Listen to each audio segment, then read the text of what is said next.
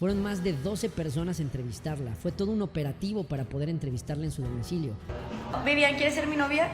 Aquí delante del público. Estuvieron presentes policía de investigación, peritos forenses en psicología y demás. La Vivian me regaló un peluche. Esto porque... Vivian fue interrogada en su domicilio. Más de 8 horas de interrogatorio. Pues obviamente liberaron muchísima información que la fiscalía en este momento tiene en su posesión. Si no colaboras, te encierro. La fiscalía arrinconó a Vivian de la Torre para que entregara la contraseña del celular de Valeria. ¿Se dio por voluntad propia o tuvieron que obligarla? Lo que parecía una diligencia de rutina se convirtió en un episodio digno de una serie de suspenso legal. El pasado 22 de mayo, la Fiscalía Mexicana irrumpió con más de 12 agentes en el domicilio de Vivian de la Torre con un solo objetivo: obtener las contraseñas del celular de Valeria Márquez, pieza clave en uno de los casos más comentados del año. Pero, ¿realmente colaboró voluntariamente? ¿O la tuvieron que amedrentar? Peritos en psicología, expertos en cibernética y agentes especializados se desplegaron para un solo objetivo: el acceso al dispositivo de Valeria. Tras 8 horas de interrogatorio, Vivian cedió. Entregó las contraseñas. Y con ello, entregó también el acceso a una serie de datos que podrían cambiar por completo el rumbo de la investigación. Los investigadores dejaron claro que negarse a colaborar sería considerado como un obstáculo legal. Y si ese celular escondía información relevante, el no entregarlo podía tener consecuencias inmediatas. Vivian, bajo una presión implacable, optó por lo que muchos considerarían una decisión estratégica, o sea, entregar las claves. El lugar donde ocurrieron los hechos tenía cámaras, pero solo de adorno. Todo era una fachada. Ninguna grabación y ningún respaldo visual. Solo quedaba el celular de Valeria. Y ese teléfono, ahora en manos de las autoridades, puede ser el testigo silencioso que revele una historia completamente diferente. Al no haber imágenes, todo depende del contenido digital. Mensajes, llamadas y redes sociales. Y es ahí donde el acceso concedido por Vivian podría convertirse en su salvación o su sentencia. Recientemente se supo que Valeria no era dueña de la estética, las cámaras no servían, y solo tras una jornada de alta presión, accedió al celular. ¿Estamos ante una verdad maquillada? ¿O simplemente ante un procedimiento desesperado por obtener resultados?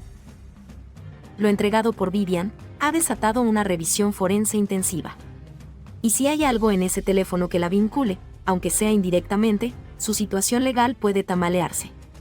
Los juristas han señalado que lo ocurrido con Vivian podría establecer un nuevo precedente sobre el uso de la presión psicológica como herramienta procesal. La delgada línea entre colaboración y coerción está más presente que nunca. Y en este caso, cruzarla puede redefinir el futuro de todos los involucrados. Por su parte, Erika, mencionada por testigos y señalada en redes, aún sigue sin declarar. Su silencio genera más tensión que cualquier testimonio.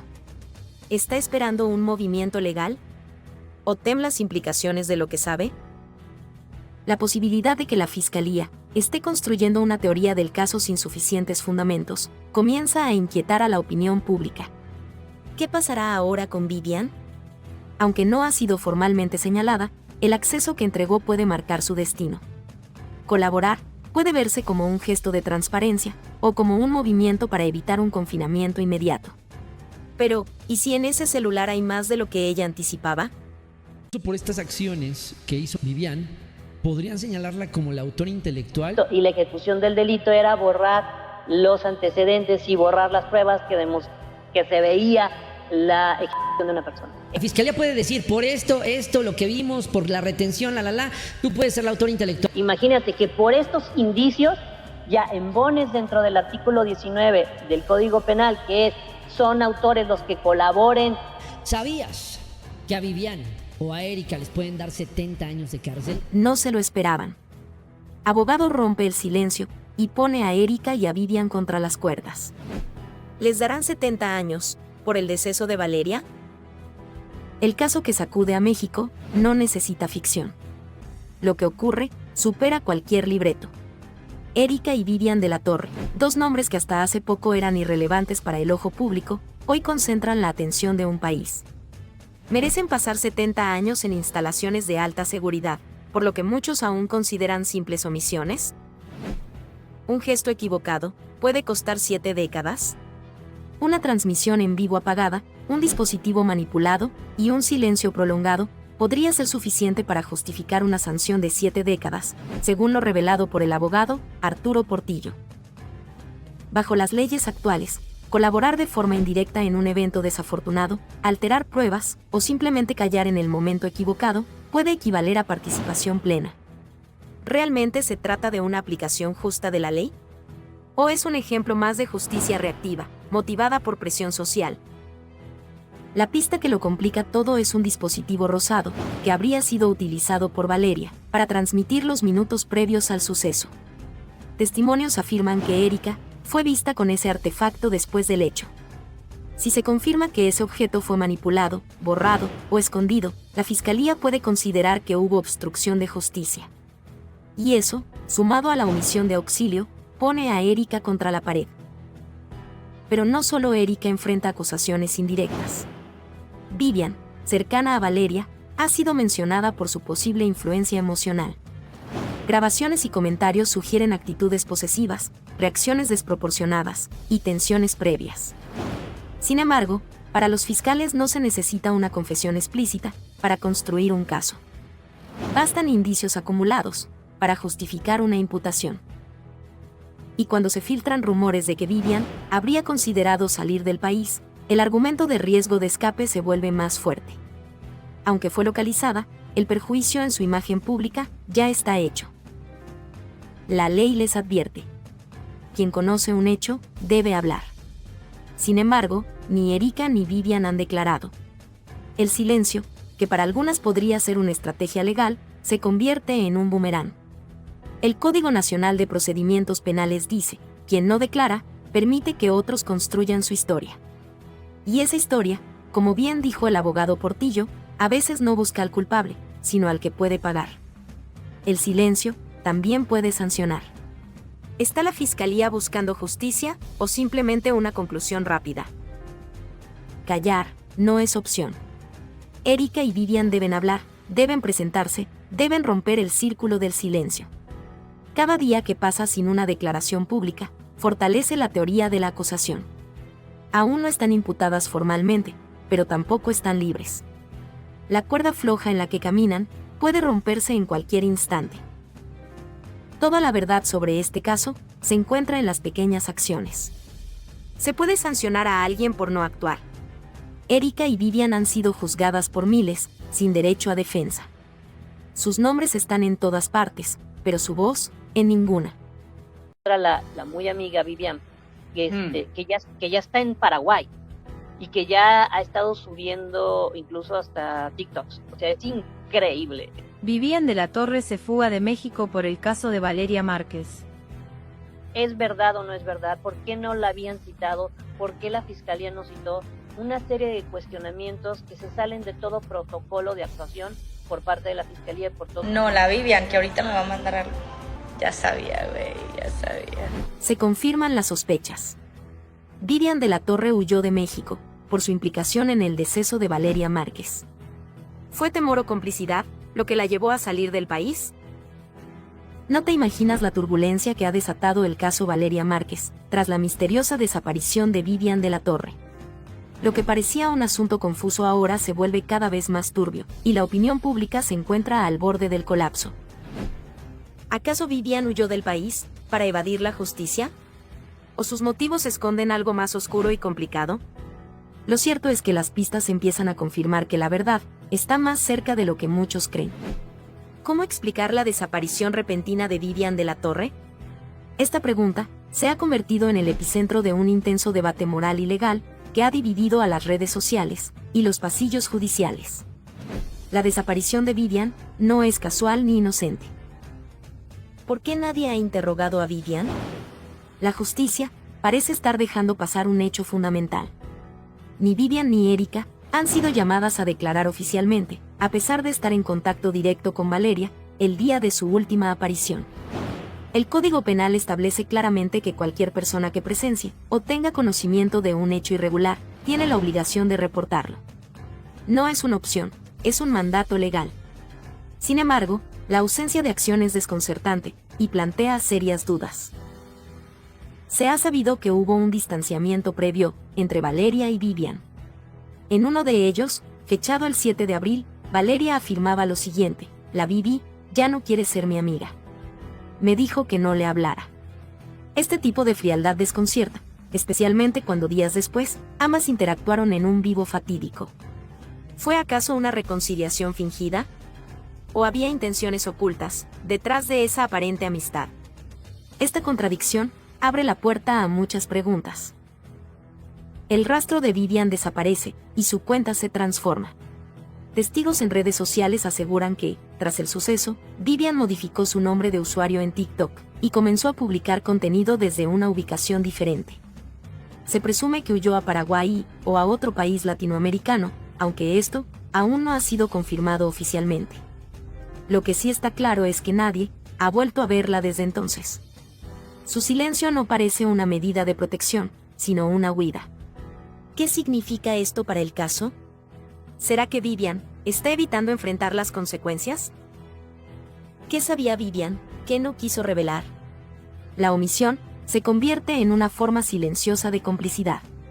Si Vivian fue testigo a distancia, tenía la obligación legal de acudir a la fiscalía y declarar, pero no lo hizo. Si fue ella quien animó a Valeria a quedarse en el local, con frases como, no te vayas, quiero ver tu cara, entonces su implicación es mucho más directa de lo que se pensaba. Si Vivian sabía que Valeria estaba en riesgo y no alertó a las autoridades, está incurriendo en una infracción legal severa. Sin embargo, la justicia parece dormida ante estos hechos. ¿Por qué los responsables no enfrentan cargos? Para poder encontrar pues primero los responsables y el móvil de por qué fue esta situación. Y ella agarró y le disparó, le dio 3 balazos, entonces el repartidor volteó y la vio y el muchacho ya ni cerró la mochila ni sacó nada, se salió corriendo, de hecho se iba a caer el muchacho y no se alcanzó a caer. Revela que testigo ocular confirma que fue Erika la que desvivió a Valeria Márquez con artefacto, y no fue el repartidor. En eso yo volteé a ver a esta Valeria y vi cuando esta otra muchacha sacó una pequeña y le disparó con la mano derecha. No fue el repartidor, sino la mujer. Se confirma toda la verdad sobre Erika. Surge un nuevo testigo, que derrumba la versión oficial del caso Valeria Márquez. Un testigo clave acaba de poner en jaque la narrativa oficial sobre el deceso de Valeria Márquez. Y lo que dijo lo cambia todo. No fue el repartidor, fue Erika. Sí, su colaboradora más cercana, aquella que estuvo con ella hasta el último segundo. Así lo asegura una testigo ocular, que presenció el desafortunado instante en el que se interrumpió la vida de Valeria. El caso, que parecía resuelto, se fractura con una declaración, que podría ser el principio de una verdad silenciada por semanas. No te imaginas el giro que esto representa. ¿Es esta testigo la pieza que faltaba para entender por qué el salón se convirtió en el escenario de un hecho tan devastador? ¿Por qué desde el principio se desvió la atención hacia un supuesto repartidor que, según nuevas versiones, solo fue un espectador más? Según el testimonio, todo era calma en el salón. Valeria estaba sentada, en confianza, junto a Erika. Nadie sospechaba nada. Un joven ingresó, dejó un pedido, y cuando se dio media vuelta, sonaron 3 impactos. Nadie entendió nada. Hasta hoy. ¿Quién apretó el artefacto? ¿Quién se benefició? ¿Quién cayó? El testimonio, aunque protegido por razones de seguridad, es claro. Erika estaba demasiado cerca del lugar, del momento y del poder de decisión. Su silencio posterior solo complica las sospechas. Un perito en ciberseguridad ya había advertido que las grabaciones del salón jamás se aseguraron. El vaso de Valeria, un peluche, e incluso el celular desde el cual se habría transmitido contenido digital tras el acontecimiento, todo quedó sin peritaje. ¿Por qué? No creerás lo que se filtró. En su celular, un mensaje sin enviarlo cambia todo. Me cansé de fingir. Quiero mi vida de vuelta. ¿Era una confesión? ¿Una advertencia? ¿Una petición de ayuda? ¿Sabía Valeria que estaba atrapada en una red de control, manipulación o traición? ¿Intentaba hablar y la silenciaron? Erika creció a la sombra del éxito de Valeria. Su exposición no era la misma, su llegada a las redes era limitada. Pero tras la partida de Valeria, su nombre comenzó a sonar. ¿Casualidad? ¿Oportunismo? ¿O traición? Después del suceso, la cuenta de Valeria fue usada para realizar transmisiones en vivo, con más de 200.000 espectadores. Alguien capitalizó su imagen. ¿Quién tiene acceso? ¿Quién mueve los hilos detrás de esa pantalla? ¿Y por qué no se ha revelado? Los dispositivos nunca fueron asegurados. Y los datos, ignorados. El celular sigue en el centro de esta tormenta. Las manos que lo tocaron, antes y después del hecho, no han sido investigadas. ¿Es descuido o encubrimiento? La testigo tem por su seguridad. Pero su versión podría cambiarlo todo. Y no es una sospecha sin fundamento. Sus palabras coinciden con lo que muchos pensaban. ¿Está lista la fiscalía para escuchar esta verdad? ¿O la ignorarán como tantas otras voces? Pues estimamos que es más de 1,5 toneladas. Fiscalía catean nuevamente el salón de belleza de Valeria Márquez y encuentran escondido lo peor. Sustancias ilícitas por toneladas. Está trabajando el Gabinete de Seguridad en coordinación con la Fiscalía. Estos trabajos son coordinados, tenemos una mesa de inteligencia permanente con la Secretaría de la Defensa Nacional, con la Secretaría de Marina. Hay una investigación, se está trabajando. De empresaria en aprietos, a ficha clave de una red de blanqueo de dinero.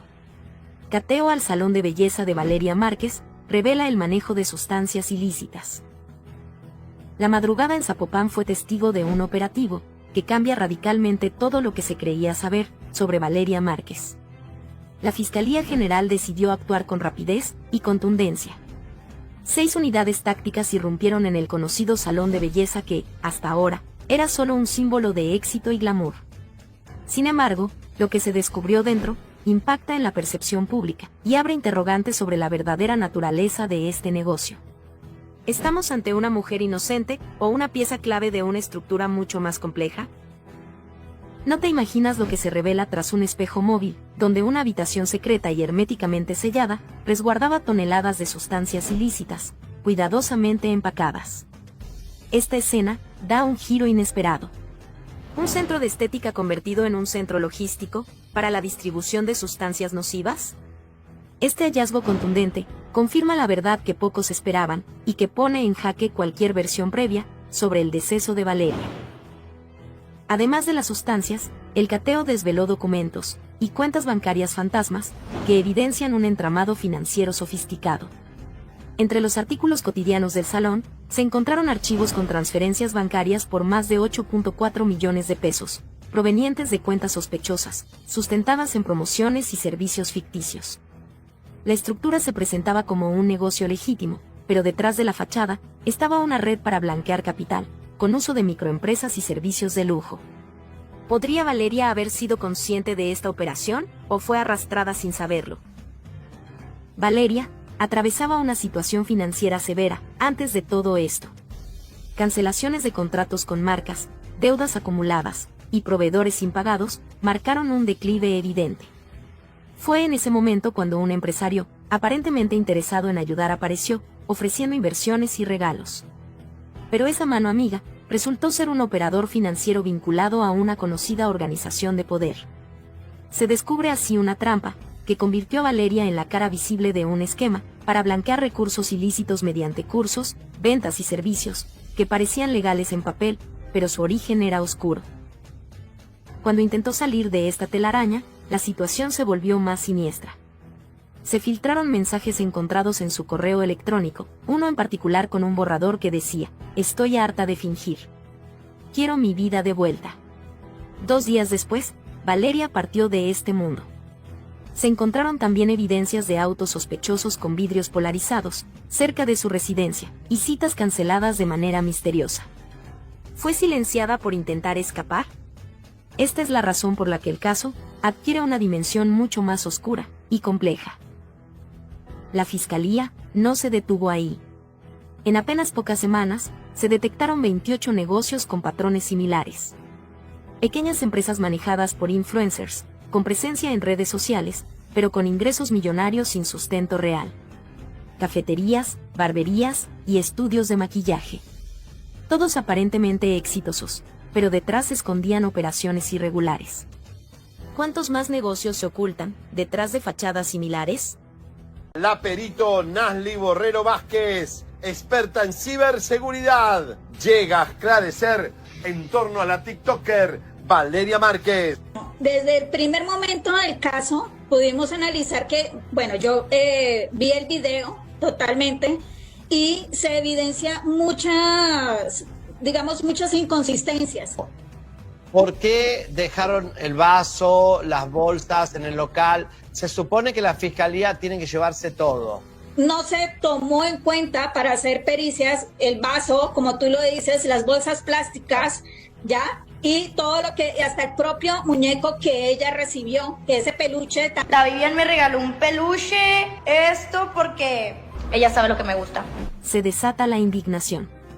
Peritos en el caso de Valeria Márquez señalan una serie de errores imperdonables que cambia toda la investigación. Lo que parecía un caso aislado, ahora se convierte en un símbolo de negligencia institucional. La realidad que salió a la luz pone en jaque a las autoridades y deja una pregunta inevitable flotando en el aire. ¿Por qué se ignoró tanto? ¿Qué intereses hay detrás de este silencio? Desde el primer momento, la escena del suceso fue manipulada, alterada o simplemente ignorada. El salón de belleza donde ocurrió todo no fue debidamente resguardado.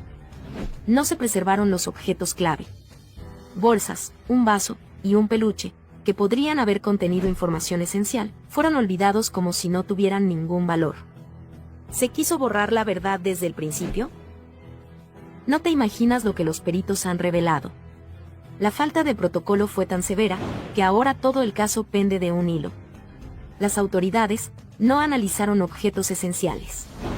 Uno en particular, un vaso que aparece justo cuando Valeria recibe un regalo, ha sido objeto de fuertes críticas. ¿Era una bebida con alguna sustancia? ¿Se utilizó para inmovilizarla antes de la arremetida? Ese vaso, pieza fundamental, nunca fue procesado, quedando al descubierto el nivel de descuido, o peor aún, de encubrimiento. Valeria tenía 2 celulares.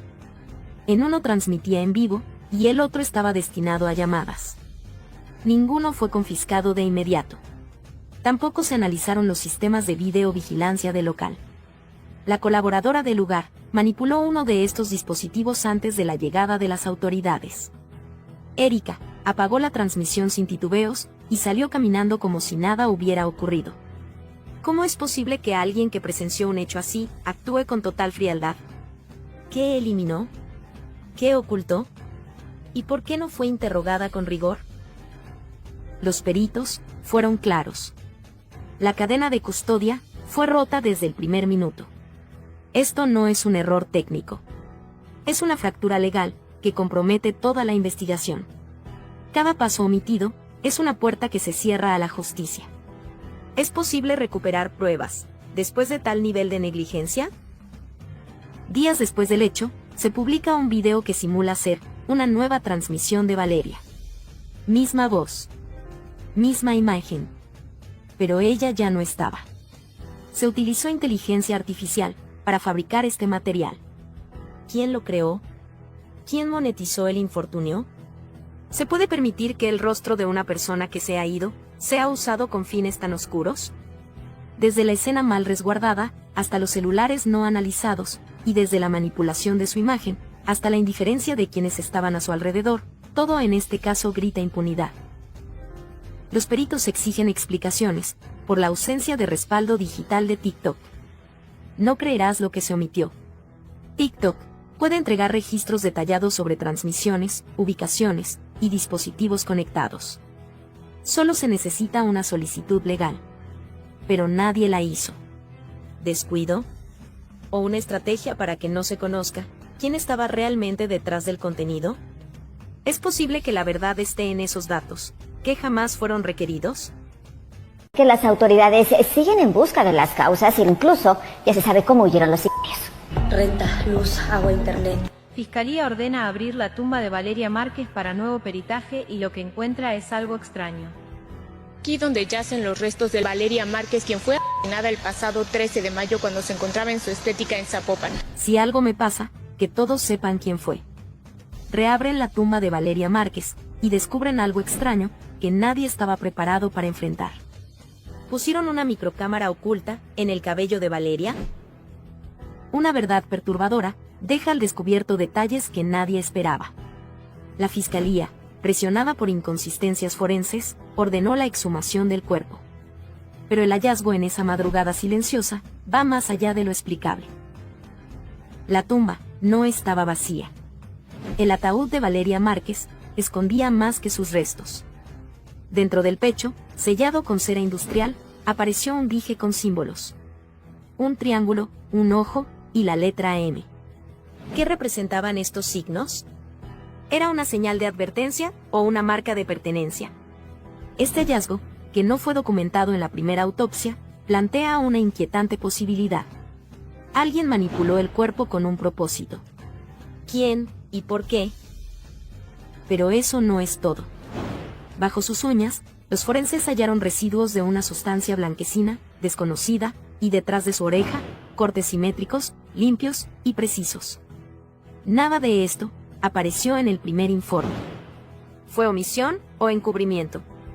La familia exige respuestas y activa una segunda autopsia con peritos independientes. ¿Estaba marcada? El cuerpo de Valeria tenía 3 marcas paralelas, trazadas con exactitud, además de restos metálicos en sus manos. El nuevo equipo forense no descarta la posibilidad de un ritual o una advertencia encubierta. Cámaras de seguridad del panteón captaron la silueta de una figura encapuchada, dejando una rosa negra, y una nota escrita a mano que decía, no debieron haberla tocado. La nota fue interpretada como una advertencia, o incluso, una confesión de complicidad. ¿Quién se atrevió a irrumpir en la madrugada, para dejar ese mensaje? En un giro inesperado, el nuevo peritaje reveló una microcámara, escondida entre sus extensiones de cabello. Lo que registró fue devastador. El rostro del responsable quedó grabado. Se trata de un asistente del salón de belleza, reconocido por sus tatuajes. El individuo desapareció esa misma noche, y hasta hoy su paradero es incierto. La grabación no solo muestra la arremetida, sino también palabras que Valeria alcanzó a decir antes del final. Ya sé lo que están haciendo. Estas palabras fueron clave para comprender que ella tenía conocimiento de algo más grande, y que no se trataba de un acto aislado. Antes de su partida, Valeria dejó una caja a una excolaboradora de confianza. Dijo, si algo me pasa, haz que el mundo lo vea. Dentro, había una USB con grabaciones de reuniones privadas, listas de nombres y audios de conversaciones delicadas. Entre los involucrados, destaca una mujer que asistió a su despedida. ¿Era parte de la red? ¿O fue enviada para asegurarse de algo? Un nuevo testigo protegido, que trabajó para esta organización, rompió el silencio.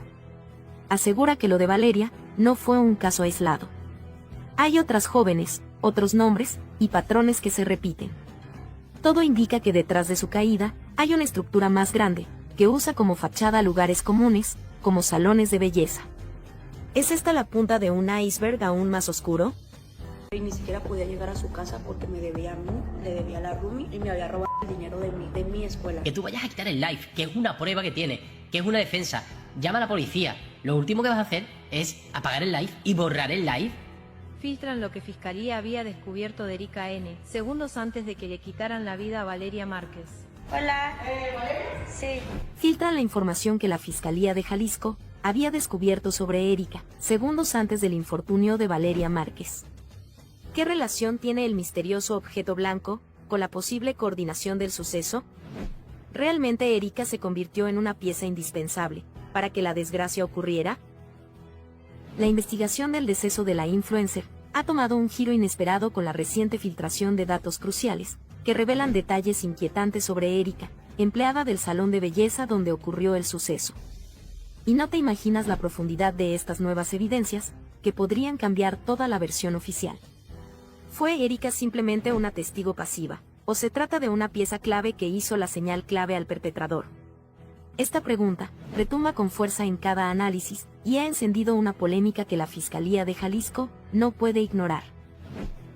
Erika apagó la transmisión en vivo en TikTok segundos después del suceso fatal contra Valeria.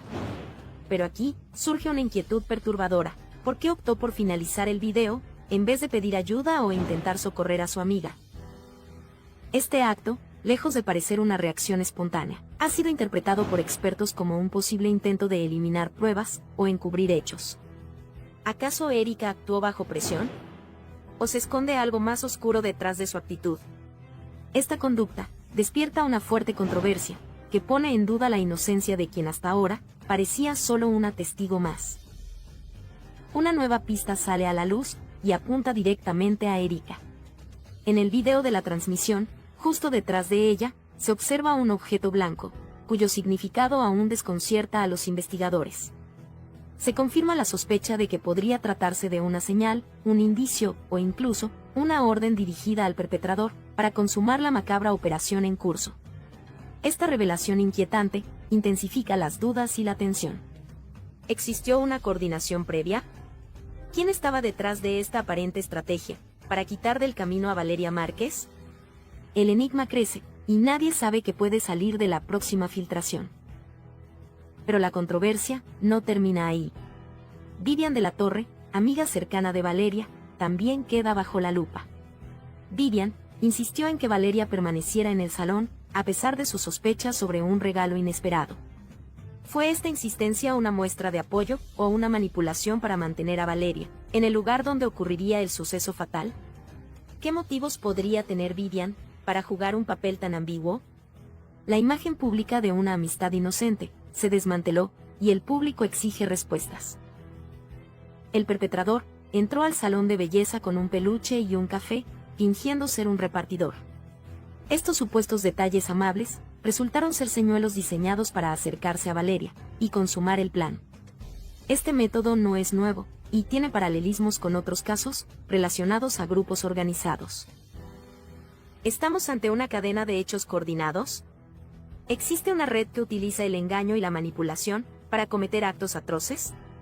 El peso de estas preguntas presiona a las autoridades para profundizar en la investigación. Another cup of coffee had chemicals, I don't know what, a sedative so she wouldn't want to get up and leave. To those who have defamed her, remember that this is digital.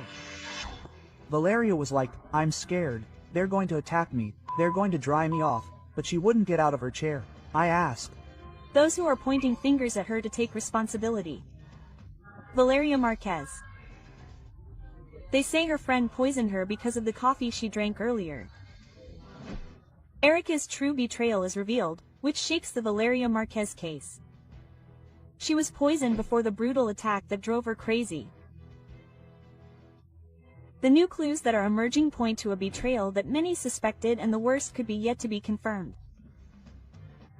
The case of the Mexican influencer, model, and businesswoman has become one of the most controversial and shocking of the year. The 23-year-old was dressed while broadcasting live from her beauty salon in Zapopan. What at first seemed like an uneventful event has now taken on a much darker dimension. During the broadcast, Valeria appeared nervous as she talked about a mysterious gift that, in her own words, seemed like a farewell. Shortly after, a man entered the premises, handed her a stuffed animal and a coffee, and minutes later shocked her. But what was revealed later was even more chilling. Erica, Valeria's employee and friend, was present at all times. She was the one who interrupted the broadcast, who approached after the impact, and who now finds herself at the center of the storm. New theories indicate that Valeria may have been poisoned before being hit. The coffee. Erica's closeness was a premeditated act. Although there is no conclusive evidence, the pieces are beginning to fit together in a disturbing way. With a low profile, Erica had been working alongside Valeria for months. Their relationship seemed cordial, even close. However, doubts are emerging. Why did she interrupt the broadcast just when she was supposed to continue recording to record evidence? Why is her testimony contradictory? Was she aware of what was going to happen, Was she covering for someone?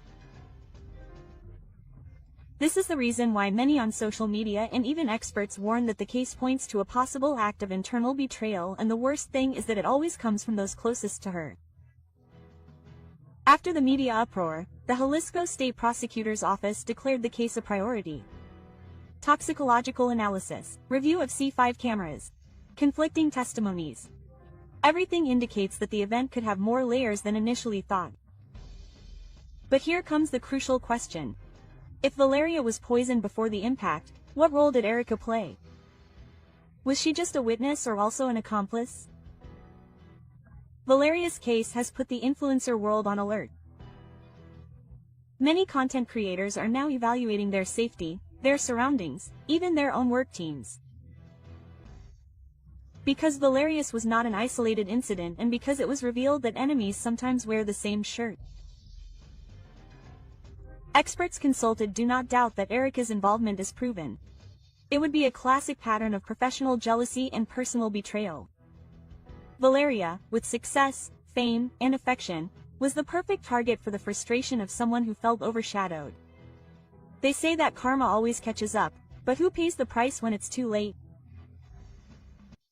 Vivian is telling her to stay there because Vivian had known for a while that she had already been paid a lot of money, more than $200,000. Because we hadn't fought, right?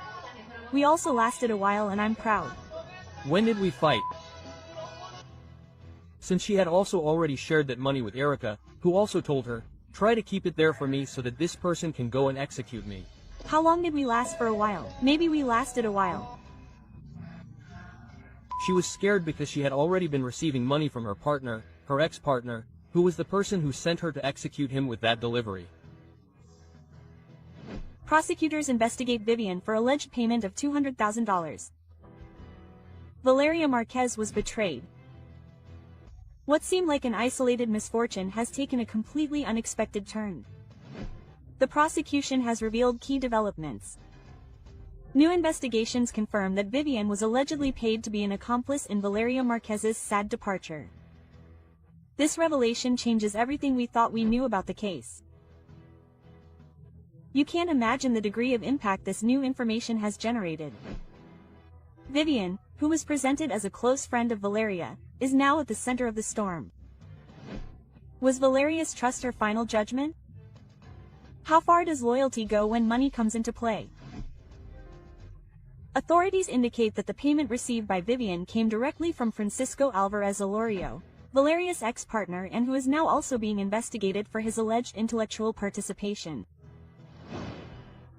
The key evidence that is causing outrage was leaked on social media. It involves a compromising conversation between Vivian and Erica, an employee at Valeria's beauty salon. In one of the fragments, Vivian writes, "Everything has to go well. You don't know the punishment you're also going to get if it doesn't go as planned." Erica, in an apparent state of alert, responds, "I'm afraid if they do something to me too." Vivian insists, she won't do anything to you. Just make sure you're not next to Vale when they arrive. Turn off your phone when they arrive. These words have generated a flood of reactions, leading to the question, was every second of what happened that night planned? A new voice has joined the case. The friend of Valeria's supposed new love in the Dominican Republic. In a viral video, he claims that Francisco Alvarez couldn't stand being rejected by Valeria and that he was informed by Vivian about the influencer's plans to move and marry her new partner. It was for love that she lost her life, he declared. She left everything for him. Vivian notified Francisco of her whereabouts and facilitated everything. Was Vivian then a bridge to misfortune? Was she an active part of a plan to prevent Valeria from escaping from the past? These are the questions that flood the networks today. The so-called Junior is once again making headlines. Known for having had a relationship with Valeria, has leaked that he kept an obsessive eye on her, even after the separation. Testimonies indicate that he did not accept that Valeria tried to rebuild her life and that he even followed her to her beauty salon. How far could his obsession go? According to information from the C5 system, the perpetrator fled on a motorcycle with the support of an accomplice in a white vehicle. The routes used were planned to avoid capture. The license plates are already under analysis.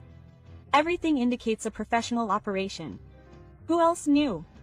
Did Vivian participate only with information or also in the logistics? Vivian's silence, which deactivated her accounts, has been interpreted as a sign of guilt. Why hide if there is no reason to do so? New investigations by the prosecution reveal that Vivian was allegedly paid $200,000 to be an accomplice in Valeria Marquez's sad departure. They say that her friend poisoned her because she drank coffee earlier. She did not want Valeria to be seen that way. New unexpected twist. The prosecution is going to after friends of the influencer. She decided to stop the broadcast with a single intention.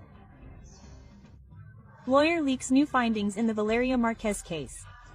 The facts: Erica was the last person visible on camera, evidently in a state of shock.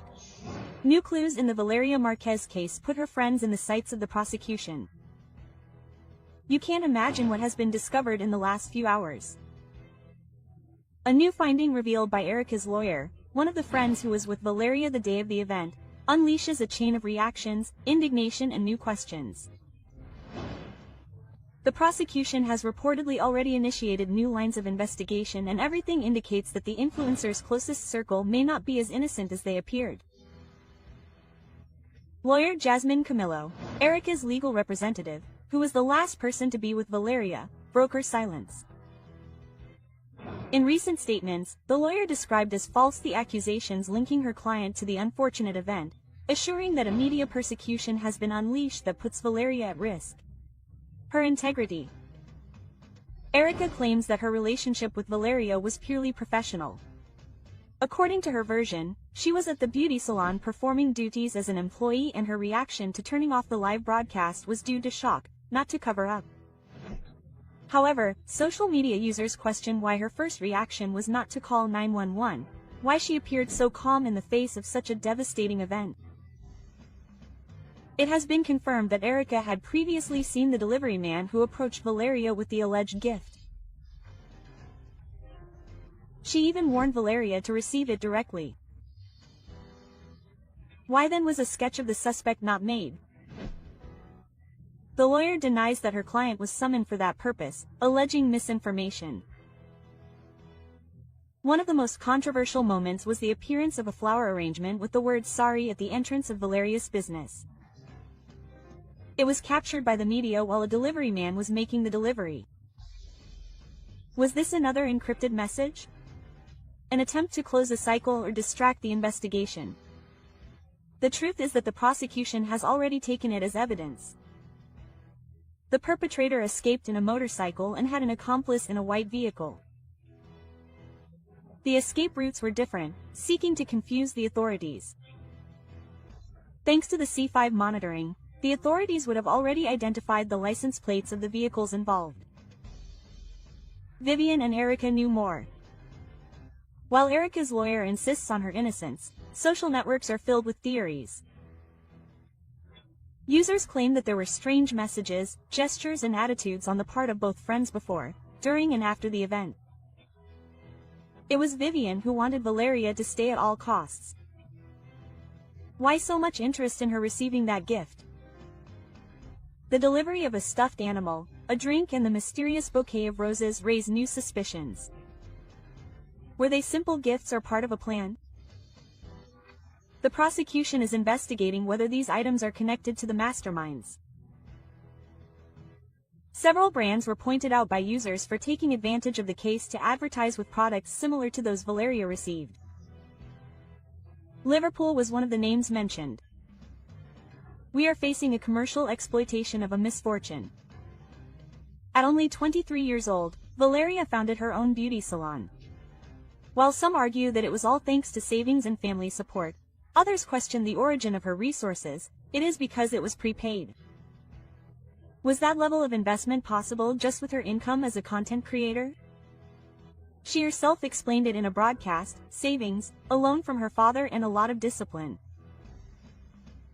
European media have already echoed the case. The video has gone viral, and now not only is justice being demanded in Mexico, but the scandal has crossed borders. Will the prosecution be able to act to meet public pressure? The lawyer leaked new findings in the Valeria Marquez case, and with it opens up a range of questions. Were her friends really on her side? Who gave the final order? And that this boy is now free. The prosecution says that he is free and that they saw him leave on the motorcycle. Now, how are they going to identify him? How is this going to be? It's not just that they get out and execute you? Because part of the modus operandi is to escape, right? The TikToker and the mystery from her friends. Modus operandi begins with the choice of target. The target can generally be because a boss tells them that this person is going to be the target. Experts arrive to analyze Valeria Marquez's case step by step. Suspicions are confirmed. The other side of the expert report is revealed. In Valeria Marquez's case, who sent the sinister gift? An uncomfortable truth that shatters the narrative built from day one. Valeria Marquez's case was not a random event, it was not a mistake. It was premeditated and has a name and surname, with close accomplices and a plan that was kept hidden until today. You won't believe the details that the expert report has uncovered. How is it possible that no one has noticed the obvious? The entire country is talking about Valeria again. The networks are on fire, the international media asks questions, and in the midst of the scandal, a group of friends remains silent. During a live broadcast, Valeria received what would be her last gift. A package, a messenger, and a tense smile. In seconds, everything changed, but now with the leaked expert report, it is confirmed that it was not a coincidence, it was a strategy. The perpetrator had full knowledge of the target. He verbally confirmed his identity before acting. How did he obtain that information? Who prepared it in such detail? Experts agree that this was an intimate revenge. And in this type of event there is something stronger, the message. It was a symbolic act, a warning that went beyond Valeria. Who was really intended to scare? Minutes before the event, Vivian, one of the friends present, left a phrase that resonates today: "I want to see your face." In another context, it would seem like a common gesture, but after the event, that comment becomes a strong message. Was it a simple joke or a sign of what was to come? Users on social media have rescued fragments of the video where strange behavior, evasive glances, and uncomfortable silences are evident. Was Vivian simply a spectator, or did she know what was going to happen? You can't imagine what has been discovered in the analysis of the companion's behavior. Social media is bringing to light recordings that until now seemed irrelevant, but when you look back, everything fits together. Was Vivian just a friend or part of the plan? Expert Hugo Javier, with years of experience in these types of events, has been clear. This case shows all the signs of something planned. According to his analysis, the perpetrator did not act under pressure or improvise. He was prepared, trained, and knew exactly what to do. The forensic analysis also indicates that Valeria was the subject of prior surveillance. Cameras captured her days before expressing fear, paranoia, feeling that something was wrong. And yet no one acted. And this raises the question, why didn't she leave? Why didn't she protect herself? Because someone, perhaps those same people close to her, convinced her to stay. An increasingly strong theory suggests that everything was planned to happen live. The live broadcast was no coincidence. It was a public warning, a settling of scores with viewers. Who orchestrated it, and what message did they want to send? Was it an ex? An unpaid debt, or a betrayal? Unforgivable? The pattern is clear. Choosing someone visible, waiting for the moment with the highest audience, and acting. Valeria's case could be one of the most studied in recent years, but the most important thing is still missing: justice. The package Valeria received was the hook, a supposed gift from someone she knew, but no one has claimed to be the sender, and forensic analysis suggests that the perpetrator had already been at the location before. Was it a rehearsal? Was he checking logistical details? Everything points to a surgical preparation. The silence of the friends in the face of this information is deafening. Who else knew about the gift? Who scheduled the time? And why did the courier know exactly who to address among the several people present? In the meantime, the prosecution remains motionless. No arrests, no new statements, no press conferences, just silence. A silence that many interpret as complicity. Is there someone powerful behind the case? Someone pulling strings to prevent everything from being discovered? This is the reason why the case has generated so much media interest. The country demands answers, social media demands action. But the authorities remain silent. More and more users claim that Valeria was betrayed by people close to her. Vivian and Erica, her supposed friends, have failed to dispel doubts. What did they know? What did they do before, during, and after the incident? Strong hints appear in previous recordings. Comments that at the time seemed insignificant are now interpreted as signs. Signs that Valeria ignored and that cost her her life. The case of Valeria Marquez not only exposes a tragic event, it exposes a network of silences, omissions, complicity, and half-truths. And with the new leaked information, everything has been reconfigured. But now the question is different. Will action be taken? Will there be consequences, or will it simply be ignored like so many other cases that are forgotten while the guilty parties remain free? No one imagined that this case would end up revealing so much, but now that everything is coming to light, society demands justice and will not stop until it gets what it has. Left behind.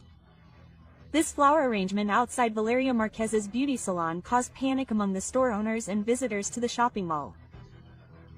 Valeria Marquez apologizes with a strange flower arrangement. The prosecutor's office is investigating. Guilty friends. The place was guarded by authorities from the prosecutor's office and the municipal police station. This one, yes. Well, the truth is, like everyone else, we are sad and dismayed by what happened to Valeria Marquez. Sorry. A flower arrangement of 12 red roses was left on a white ribbon at the entrance to Valeria Marquez's beauty salon. The mystery behind the strange bouquet of flowers that appeared at the place where Valeria Marquez lived her last minutes is revealed. Sorry, or a macabre message. The red letters that screamed the word sorry not only shocked her followers, but also revealed a dark possibility. Remorse from those involved or a warning to silence those who know too much. The prosecutor's office is not ruling it out. All hypotheses are open. The flower arrangement was left just after the media reported it. They withdrew. Coincidence or a carefully planned move to send a strong message? A live broadcast today takes on a sinister meaning. In it, Valeria interrupts with a chilling comment. I don't feel well. Something strange is happening. What happened next? One of her friends, Vivian, insists that she stay on camera. Minutes later, misfortune breaks out. Why did she insist on keeping her connected? Was it really a surprise gift that she was expecting, or did she know more than she let on? In images and videos from the past, in which Vivian and Erica, her supposedly trusted friends, display certain behaviors, they are now interpreted with a different perspective. Hand signals, evasive glances, cut-off phrases, were they codes between them or just theories exaggerated by collective sadness? However, the fact that Vivian has not appeared before the prosecutor's office, while Eric did so voluntarily, has set off alarms on social media. The flowers placed in front of the beauty salon, among candles and messages of love, could have several readings. Some see it as an act of guilt on the part of the author, others as a hidden warning. This can happen to those who talk too much. The authorities are investigating him as a key piece in this sinister puzzle. The flowers were fresh, recently placed and perfectly aligned. Who would go to that trouble if not someone with clear intentions? There is more than one betrayal behind his case. He was the object of personal persecution, of a betrayal within his most intimate circle. Erica collaborated by detailing the appearance of the delivery man who entered the place. She mentions details such as his complexion, clothing and even his body language. But Vivian, the one who promoted the live broadcast and who asked Valeria to stay connected, has not appeared. Guilt, legal advice or fear that her version will collapse in front of the prosecutors. In the meantime, indignation grows. The people cry out for justice and want to know, was it really a stranger who carried out the plan? Or was someone close to them the mastermind behind this heartbreaking event?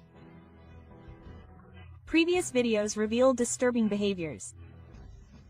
It is observed how the supposed friends reacted strangely to Valeria's comments. Nonverbal language experts are already analyzing every sign. Valeria sensed something. She lived surrounded by a network of people who silently envied her. Was her own environment helping to cover up something bigger? The Jalisco prosecutor stated that more than 20 people have been questioned, family, friends and partners. But every time a piece of evidence is discovered, two new unknowns emerge. How many more are implicated and are hiding behind a speech of regrets? The videos of where they fled to because they took, when this influencer, Valeria. And I preferred to save money and go, I don't know, Colombia, Europe. They took 2 different routes in 2 different vehicles, on a motorcycle and in a white car. Since then, the property has remained secured and being observed by passers-by. We already have a lot of information with 3 different lines of investigation that the prosecutor himself will make known to you. They once regretted that in a nightclub that is also in a nightclub it was also said that many people were saying that you were gay, is close to you. All the information about where they fled, how they got around, everything was provided through the C5. In other words, the cameras are working and working properly. The key video about the escape of Valeria Marquez's perpetrators is leaked. Who appears in the images? The video that no one expected has finally appeared, and with it a series of questions that are making the authorities uncomfortable and shaking public opinion. Cameras from the C5 system captured what could be the most compelling evidence yet. The perfectly executed escape of Valeria Marquez's perpetrators. Is internal complicity confirmed? Are we facing a systematic deception or the darkest side of the cover-up? Who leaked the video? Is this the beginning of a definitive turn, or will it be hidden by institutional silence? The surveillance cameras did not only record the criminals fleeing. The most disturbing thing is how they did it with millimeter precision, without hesitation, avoiding guarded areas and checkpoints. This was not an improvised escape, it was a calculated strategic retreat, and according to security experts with prior access to the inner workings of the surveillance system. We are then faced with a sinister event planned from the inside. This was not a spontaneous event. It was something systematically planned. Valeria Marquez's beauty salon, located in an area with a supposed police presence, was the scene of a surgical transgression. The perpetrators entered, shocked her and left in seconds. And the worst thing is that the nearest patrol car did not act immediately, claiming confusion about location. Confusion or a deliberate order not to intervene, systematic failures, casual omissions, and now an almost cinematic escape that only strengthens one theory. Someone on the inside facilitated everything. Who betrayed Valeria? Days before the incident, Valeria was already feeling uneasy. This is what those close to her say, who say she said she felt observed, as if someone close to her was watching her. In addition, an argument with a close friend, who has since disappeared from her social networks and has refused to testify, adds to the list of all too convenient coincidences. That friend knew more than what she said. New evidence implicating her is leaking. Valeria trusted her circle, and that circle is now full of silence. She was betrayed by someone in her own circle. Forensic analysis experts agree that the escape shows detailed knowledge of surveillance routes, patrol response times, and the area without coverage. An attack like this cannot be carried out without prior intelligence. And this intelligence, according to anonymous sources, can only come from two places: from organized power groups or from the institutions themselves. We are facing a new pact of silence, a cover-up embodied in uniforms and offices. In the meantime, Valeria's family will not remain silent. Her devastated mother declares, "They took our daughter from us and now they want to leave her underground and forgotten." This video proves it all. We demand justice, no more empty words. They want to give her to you. Quote, "And I said, oh, well, he arrived in about an hour." I don't know if it was the prosecutor's office or the criminals themselves, but there are photographs and they already said, "Oh, no, it's better if I wait for her to arrive because it's very expensive." I don't even know if they've seen it already, but the cameras in Erica's business are disconnected. And Erica calls me and says, "Hey, baby, they're bringing you something and I don't know what." Quote, "The truth is leaking." Who removed the video cameras before Valeria Marquez's misfortune? While the country demands answers, a new mystery changes everything. Why did the cameras disappear from the salon where influencer Valeria Marquez was left breathless? For days, the media has repeated the same images. A live broadcast, a black bag, an expectant face, but what no one can explain is what is not on camera. The event was partial, fragmented, and incomplete. What does this void hide? And who benefited from it? The surveillance cameras in the salon were allegedly disconnected. This is not a technical glitch, nor is it a coincidence. Leaked photographs of the scene on social media show empty stands, hanging cables, and the exact space where the devices that could have revealed everything should have been. Who removed them? Why are there no images of the exact moment of impact? And what role do the women play? Who was with Valeria at the time? Was the scene manipulated? If the cameras were removed with the intention of eliminating evidence, we are facing a case that could be classified as cover-up, a criminal offense that involves directly protecting those responsible or manipulating key evidence. Erica's beauty salon, where everything happened, went from being a commonplace to becoming the scene of an event that divided the country. But the absence of images poses a greater dilemma. If it was not the prosecution who removed them, then who removed them? Before, after, on someone's orders, out of fear, obedience, or complicity. In the last seconds of Valeria's life, her face does not show terror. Her small eyes, her restrained expression, her calm face. Why? Image analysis experts have pointed out that her expression does not correspond to someone who perceives imminent danger. She did not expect it. And perhaps that is the most terrifying thing. Everything indicates that Valeria was expecting something good. Who made her believe it was a gift? Erica mentions a black bag brought by a delivery man. It has been said that the object that hit her could have been hidden there. It was a common delivery or a carefully planned trap. And then another suspicion arises. Why did Valeria mute the audio of her broadcast? Did she know who was sending her that gift? Was she trying to protect someone, or was it part of a routine that should not be recorded? The silence surrounding the minutes before the impact is not only that of the broadcast, it is also that of those who were there. It is that of the cameras that disappeared. It is that of an investigation that is not moving forward. From the very beginning, the behavior of the companions generated controversy. They turn off the broadcast, do not secure the scene, and do not call for help immediately.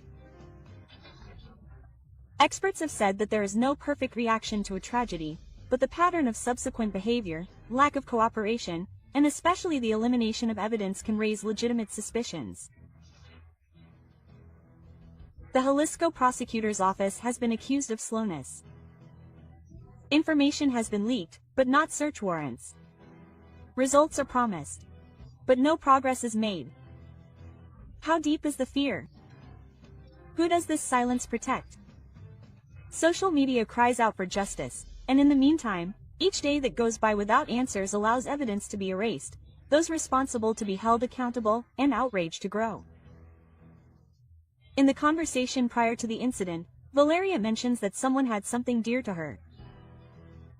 Even then, there is a moment when she doubts. Why didn't she stop? Why didn't she wait to check a glass door, a motorcycle, a delivery, and a social environment in which any object, any gesture, and any mistake can cost someone's life? If the companions knew about the risks and if the environment was known for its security risks, why were minimal preventive measures not taken? The coincidences with other events in Zapopan, that same day and at the same time, add to the tension. Another case, another person, another public figure. And the prosecution insists that there is no connection. The law is clear. If someone facilitated the act, they are also responsible. And in this case, communications are key. Erica and Vivian's cell phones could contain the evidence that connects everything, but without a federal warrant, the authorities cannot access them.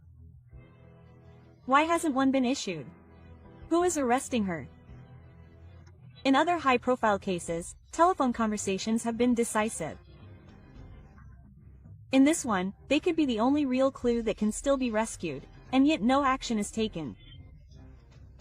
Evidence is leaked, but the legal process does not move forward. Why? An isolated case or a chain of power? What happened in that room does not seem to be a random event. The elimination of the cameras, the preparation of the environment, the lack of reaction, and the uninterrupted communications all suggest a level of planning that goes beyond coincidence. And if someone planned this, who is behind it? Was it revenge, a settling of scores, or a warning? The connection between Valeria and powerful figures, the insistence on classifying her case as isolated, and the coincidence with other events make it impossible to ignore the possibility of a larger structure. A pattern was uncovered, but it remains to be seen who designed it. The absence of cameras is not just a technical omission, it is a crucial piece of the puzzle. And the question is no longer what happened, but why do they not want us to know? Who pulled the cameras before the impact? Why? And what other truths are being silenced? Tensions are mounting. The country is demanding answers. And you, who have come this far, must be asking yourself, who is manipulating this story? And what will be the price for the truth to come to light?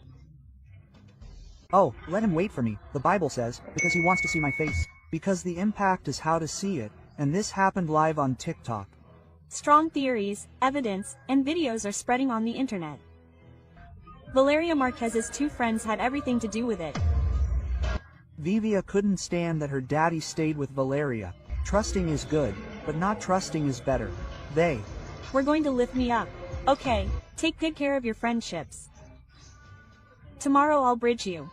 Valeria Marquez's friend, trembling, talks about her friend's betrayal. Plebes who know the Erica of all plebes. The prosecution begins the investigation and reveals strong information. The ambition that cost her dearly. The unhealthy obsession behind Valeria Marquez's unexpected end is discovered. It was not a simple misfortune, it was an event surrounded by ignored signs, broken friendships and an envy that, according to some sources, burned in silence until it consumed everything. As a young woman with a promising future, she ended up facing her last day in the midst of such a hostile environment. She was the object of a chain of betrayals and poorly managed competitions. Valeria Marquez, the influencer who seemed to have it all, beauty, success, and powerful connections, was revealed as the protagonist of a drama darker than many imagined. Her meteoric rise on social media not only captured the attention of thousands of followers, but also, apparently, the envious gaze of those who once called themselves her friends. Valeria was no ordinary figure. Her career as Ms. Rostro and Reina de Belleza was just the beginning. Her appearance on Very Webs alongside renowned regional Mexican artists not only raised her media profile but also positioned her as an icon of luxury and power. Private jets, luxury cars, beauty salons, and thousands of followers seemed to seal her destiny as an unstoppable woman. But every success story comes with a price. At the height of her fame, a figure began to emerge from the shadows: Vivian, her ex-friend. What was once camaraderie turned into a tense rivalry, fueled by rumors, jealousy, and an alleged competition for the affection of a young man linked to a powerful figure in Jalisco. Was envy a silent cause in this case? What secrets did this friendship that has now become the center of attention hold? In a context where access to power is mixed with privilege, it is not uncommon for invisible problems to arise for the public eye. Zapopan, Jalisco, a land of contrasts, has witnessed hidden tensions between public figures who strive to maintain their status. Valeria was not only famous, she was also allegedly in a relationship with the son of an influential figure, which according to various sources, could have caused discomfort and altercations within her closest circle. This privileged relationship was also the target of accusations, rumors, and confrontations. Who was willing to do anything to take her place? Vivian and Valeria shared much more than followers and lifestyle. They shared an environment, aspirations, and, it is said, even the same affections. Tense arguments between the two were reported days before the incident. Witnesses claimed that the verbal altercations were nothing new and that Vivian tried to get between Valeria and her circle of power. Was Vivian just a disappointed friend or a determined rival for anything? How far can the obsession with being number one go in a world of appearances and unbridled competition? One of the most disturbing revelations circulating on social media today is Vivian's shocking physical change. The transformation was radical. Surgeries, makeup, eyebrows, clothes, everything points to a deliberate attempt to replicate Valeria's image. There are images showing Vivian before and after these changes. The resemblance is undeniable. Was it admiration, obsession, or a desperate attempt to take her ex-friend's place? The phenomenon did not go unnoticed on digital platforms. Thousands of users commented on the resemblance. Many described it as disturbing, while others simply saw it as a sign of a deeper rivalry than previously thought. Valeria Marquez's fatal outcome was captured in real time, broadcast on a live platform.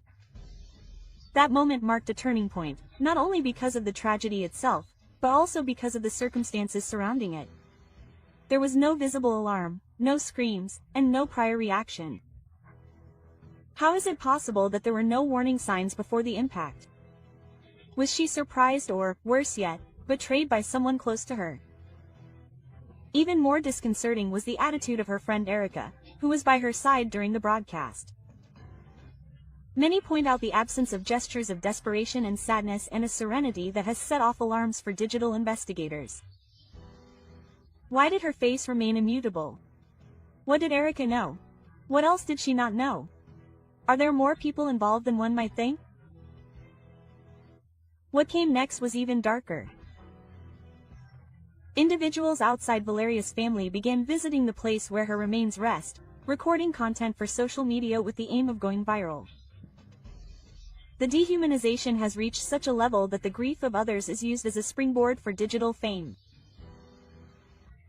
This has been harshly criticized by various social sectors, generating intense debates about the limits of ethics in content creation. Valeria, even after her passing, continues to be used this time as a product for media consumption. Where is the line between informing and profiting? Who truly mourns Valeria's loss and those who simply seek to take advantage of her story? As more details leak out, the pattern seems clear. A successful young woman, a friend with unclear intentions, and a luxurious environment combined with tension. All this in a context where image is everything and where being at the top can mean becoming a visible and hidden target. The case of Valeria Marquez thus becomes a mirror of what happens in many digital and social environments. Covert competition, false loyalties, and a constant interest in attention and power. Her story, far from being an isolated case, could be repeating itself in other lives that today seem perfect on screen, but that in private carry great secrets. To what extent is someone capable of harming what they cannot achieve? Vivian, her transformation, the previous arguments, the unresolved tensions, and Valeria's sudden departure converge in a question that still has no official answer, but the signs are there. The silence of some, the coldness of others, and the insistence of the public to know more reveal an atmosphere of suspicion that continues to grow. Were Vivian and Erica really friends of Valeria Lerda, or were they her worst enemies? Friends and enemies. It just can't be. She was already focused on the fact that a guy had come on a motorcycle to bring her a gift and said he wasn't going to give it to her because it was too expensive. If he was a delivery man, yes. He looked like a delivery man or a bodyguard. No, a delivery man. Hey, delivery man, delivery man. The friends were talking on the live. Oh, let me wait, Vivian says, because she wants to see my face. She arrives with the Starbucks. She moves the doll, which was a teddy bear, a pig, I don't remember, pink.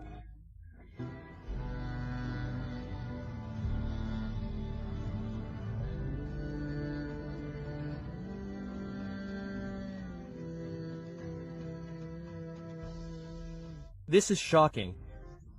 Valeria Marquez was murdered in the middle of a TikTok live. Man, I'm already intrigued by who really sent that to me.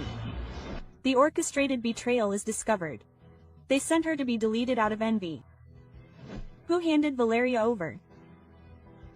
The compelling information that reveals the hidden truth is leaked.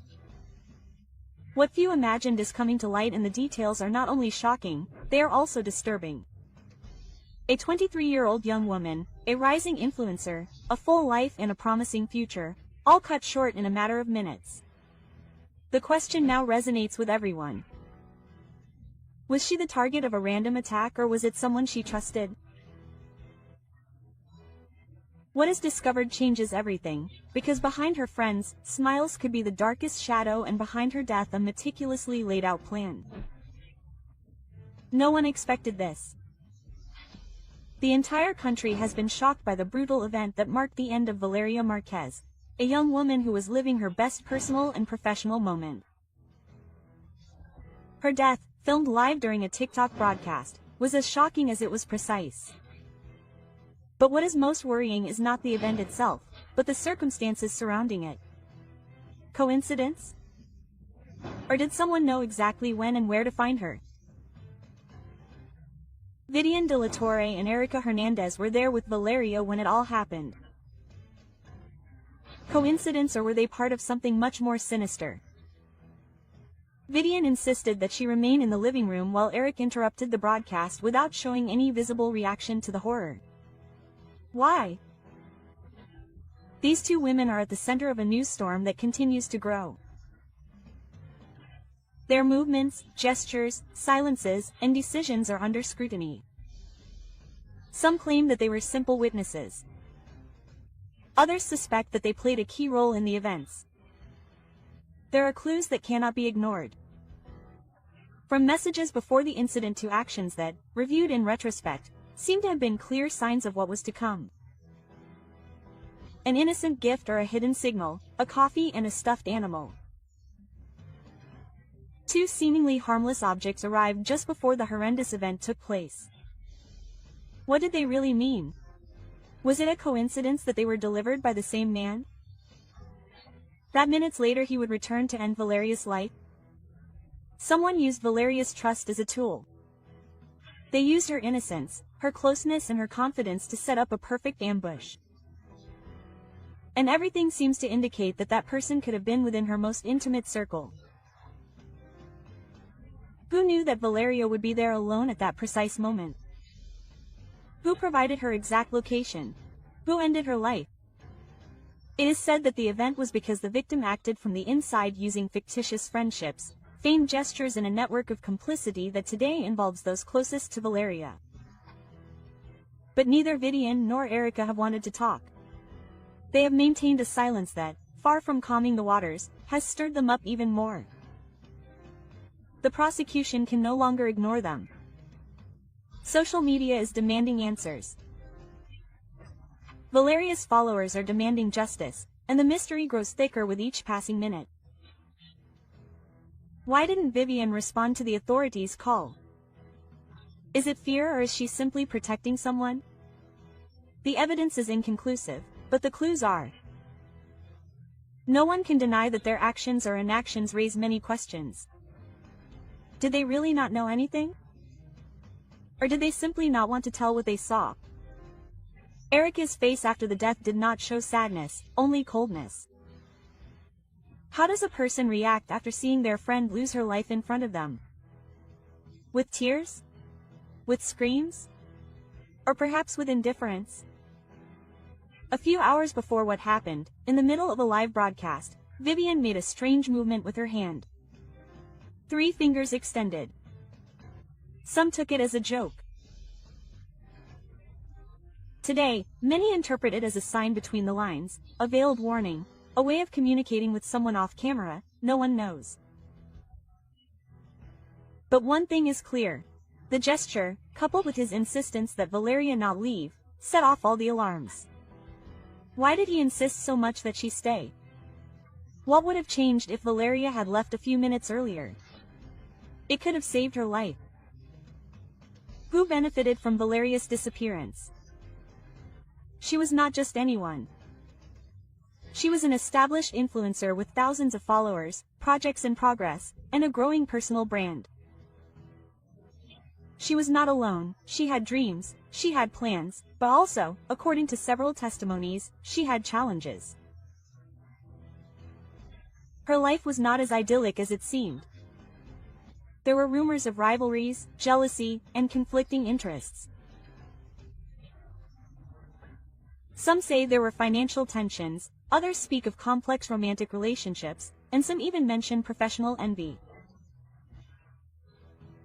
Someone benefited from her absence. There was someone who needed to get her out of the way. From financial benefits to job opportunities blocked by her presence, everything is on the table. Was it a passionate incident or an orchestrated plan? The rumor is strong. The name of Ricardo Ruiz LWR, alleged leader of a group linked to multiple misdeeds, now appears in the middle of the investigation. Although direct connections are denied, rumors of a romantic relationship between him and Valeria persist. It was a risky connection that should never have happened. Some claim that the possible link between the two could explain what happened. Was it a settling of scores or revenge disguised as misfortune? This twist in the story raises the attention to unsuspected levels and forces us to rethink who could have real motives for wanting to see her in the ground. Who really handed Valeria over? The cameras don't lie, nor do the audios. And although there is no conclusive evidence, some pieces are starting to fit together. And if Valeria did not lose her life by chance, but by betrayal, the most disturbing of theories has come to light. The friendship was a facade. The affection, a well-presented lie. Affection, a cold and calculated strategy to take her straight to the wrong place at the worst possible time. Who kept her in the living room despite the risk? Who knew that day would be her last? Behind the screens, behind the smiles and hugs, a fatal trap was being prepared, and Valeria, oblivious to everything, walked straight towards it. This case cannot be forgotten. It is a reflection of what happens in the streets, in homes, and on social media. It is a mirror of the country. She has already used trust as a tool and a system that must respond to cries for help that were silenced by her death. Valeria not only left millions of followers with their hearts weighed down, she left us all wondering. What else had to have happened for this to happen in front of everyone? Her voice, her image and her last look at the camera. Everything will be recorded forever as proof that something went wrong and that someone must be held accountable. Vivian de la Torre is not just a close figure, she is a central piece. She began conversations with Valeria hours before the event. He sent her the package, asked her not to leave, and then left the room just before it all began. Private messages, screenshots, and anonymous statements point to constant monitoring of her movements. They speak of a manipulated relationship, an artificial environment, a life unknowingly monitored. What truths do her social networks hide? What lies behind her shared photos and supportive comments after the horrendous event? Her silence is interpreted as a defense, but also as a tacit confession, because sometimes not speaking says more than 1,000 words. Vivian has tried to defend herself. She says that she only wanted to give a gift, that she did not know what was going to happen, that she had nothing to do with what happened, but the contradictions are starting to emerge and the prosecution can no longer ignore it. Witnesses claim that Vivian knew things that no one else did, that she gave details ahead of time, that she knew about certain events before they were publicly confirmed. How did she know so much if she was not involved? It was an act planned in advance, and the only way to achieve it was through privileged information, information that most likely came from the inside. What is in the leaked images? Eric walks out of the room with a firm step, without any sign of astonishment or trace of tears. He doesn't even move a muscle when the broadcast stops. Anyone who sees a friend leave would be devastated, but Erica didn't flinch. According to witnesses, she even walked away naturally, without fear or surprise. How does someone who didn't expect what happened react? With tears, screams, desperation, or with coldness? The whole truth about her behavior is being analyzed by investigators, and the first indications are not favorable for her. Friendship, one of the most powerful emotions, can also be the most treacherous. And in this case, it seems that that is exactly what happened. Valeria put her faith in people who perhaps only wanted to take advantage of her popularity, her money, or her influence. Was she naive or simply too trusting? There was jealousy, there was ambition, and there was a struggle for power, control, and visibility. And Valeria, perhaps she was in the wrong place, surrounded by the wrong people. This cannot go unpunished. It is a warning, a reminder of how social media, fame, and success can become a highly valuable currency and a target for resentment and revenge. Remember that you are on the Remorse channel. Watch this video, which is much better. I'm sure you'll love it. Don't hesitate to subscribe and like this video. We also invite you to explore our other videos so you can always stay up to date on what's happening in the world of entertainment.